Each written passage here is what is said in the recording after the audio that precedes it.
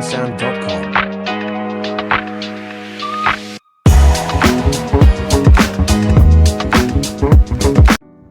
If you're a young person who's struggling with growing spiritually and you're working a 9 to 5 either as a temporary or a full-time employee, this video is actually for you. Don't scroll.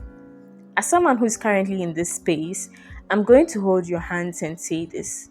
You don't need to lose your fire for God just because you're doing a 9 to 5.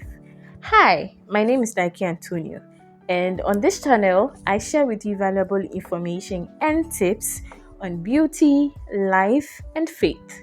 If you're new here or seeing me on your screen for the first time, please do what to give me a subscribe by the time you are done with this video. I can guarantee you're going to get value for the data you're spending here.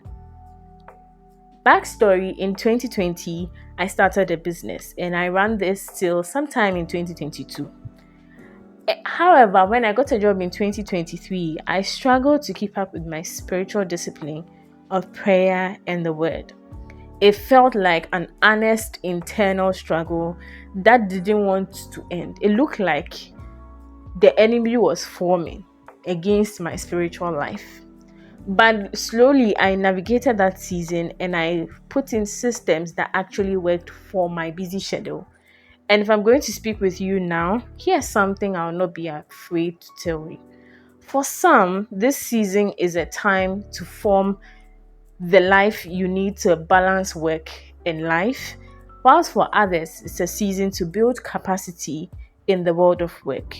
Before you think of resigning from that your job, please and please again, do not do it without strategically putting things and structures in place, and also not ending it because you feel your spiritual life is depleted. There are so many ways to go about it. Shall we? Number 1, please be vulnerable with God and be honest to yourself about your struggles. The most difficult or painful thing to do is deceive ourselves in thinking that, oh, I am growing, when you actually can tell that you really are stuck at the same place as you were last year. Too many of us want to form big boy, big girl, big man, big woman in God's presence. But literally, God says, suffer, do not let allow the children to come to me. So for you to get into God's presence and be true to yourself, you need to have the innocence of a child. I don't know how many of us have noticed, but with children, so carefree, they trust easily, they are not bothered about anything. If you give them an assurance that you're going to do this, they hold you to that word because mommy has said she's going to do this. It's the same thing with God. Lately, I'm learning to be true to myself more. Not that I wasn't true to myself previously, but I'm just learning to lean into that side of me more and actually allow my vulnerability in God's presence. For a while, I struggled with that because it felt like He already sees me. So why do I need to be vulnerable again? But it actually helps me also see that I am a finished human being, or I'm incomplete without Him. The scripture reminds me that people may be right in their own eyes, but the Lord examines their heart. So even that thought you have made about your spiritual life that you think God is not aware of, He's actually seen it. Don't worry. 2, I noticed for a lot of people, we like to have long structures, long processes, long systems. But how about we break it down into smaller sections that we can build with? So let me use an example. There was a particular period in 2023 till late 2024. I planned and actually said I was going to do extensive study in the Bible in the evenings. The goal was to pick one book per month and just try and sit down with that book throughout the month and read.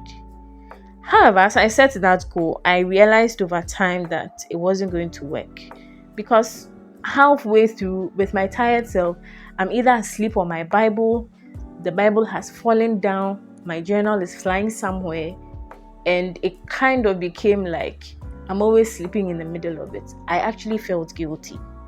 I didn't realize how much of a blessing audio Bible was till I had to stumble on that and actually be consistent with it. I had seen the play option in YouVersion for anybody who uses that, but I actually hadn't taken it seriously. So that was what prompted me to start using Audio Bible well, and that was what prompted me to start making better choices with Audio Bible. In 2023 into 2024, I embarked on a journey to study Revelations to Genesis.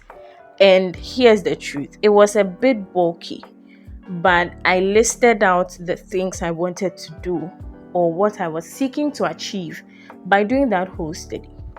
So instead of saying that, oh, this morning I'm going to read all these chapters at once, here's what I did instead. So when I wake up in the morning, the first thing I do is to open the Bible. I read the chapters and make a conscious effort to meditate on the words as I prepared for work.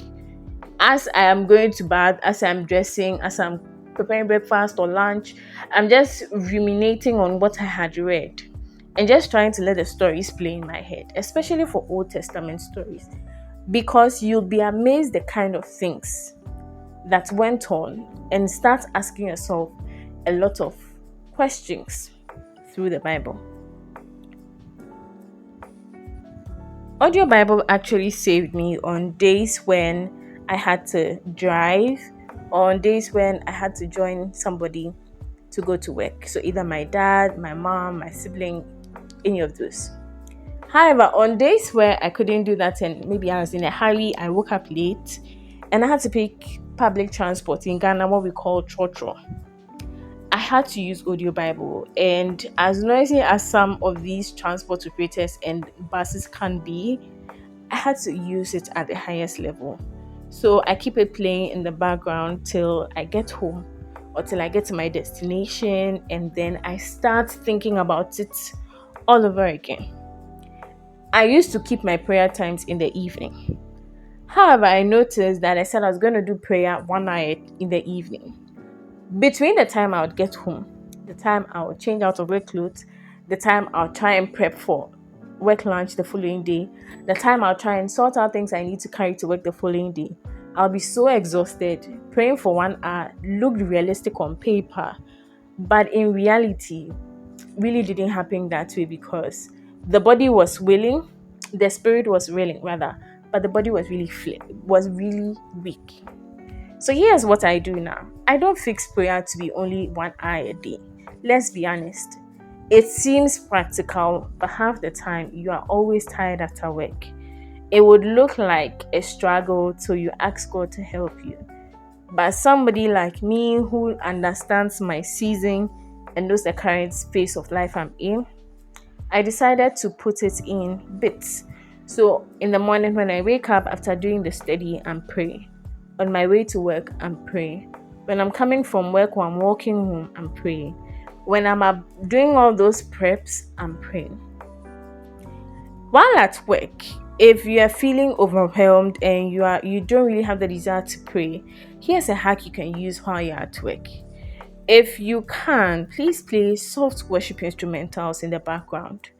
If you're unable to use an earphone for that, then it's best to keep it on low volume so you don't disturb the people you work with. The truth is, you won't always have the desire to pray, but you have to be very intentional not to lose your prayer life. Weekends are mostly the days I, for example, have more time on my hands. So while I'm doing chores, while I'm prepping for work, whilst I'm going on my errands, I'm either listening to a sermon, I'm playing music, and I'm worshiping along. And if you're the type that keeps to a particular prayer platform like NSPPD and all those other ones, please keep at it, even if it's 15 minutes a day. The beautiful reality is the more you build small, consistent habits over the day, the longer term value it gives you. Back to the issue of the Bible reading. Now, I know for a lot of people, they intentionally said, I'm going to read the Bible cover to cover this year. What if I told you, you don't have to necessarily do it by saying, today I'm reading 1 chapter and today I'm reading 2 chapters. Currently, I'm doing a whole Bible year plan with some of my friends in YouVersion. So that Bible app is actually coming off as a recommendation from me as someone who has used that app for more than 10 years, actually. Okay, let's go on. Number 3, I don't know if this will follow 3 or 4. You're probably struggling to pray and keep up with your spiritual disciplines because you're doing prayer and word study without the help of the Spirit. Well, I've been there too. The flesh can be weak, like I said, but the Spirit will be willing. Commit it to the Holy Spirit. Ask Him to help you. He's ever ready to step in and guide you to finding the right rhythm and structure that works for every season of your life, not just the current one. For when you're in work, when you're out of work, when you're in a new country, whether you're in a home, you're anywhere, like He's there for you. Okay. Last but not the least, you actually can't do this without the company of believers. The only way your fire will go cold is if you're not in the space of others in your same faith or in similar beliefs. It could be church friends, it could be interdenominational groups. Be accountable to them, be a part of their meetings and activities, and volunteer yourself to be in their programs. Anyways, this is me just sharing with you the things I think can work for you. Let me know what you think and rate my makeup on a scale of 1 to 10. Now we are wedding guests ready, and I hope you found these tips helpful. If you have any questions, as always, drop them in the comments. I'll be there to answer.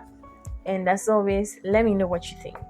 If you want to see more of vlogs, let me know. Do you want vlogs? Do you want talking head videos? I will be in the comments once again. Till I come your way with another video, this is me signing out and saying bye.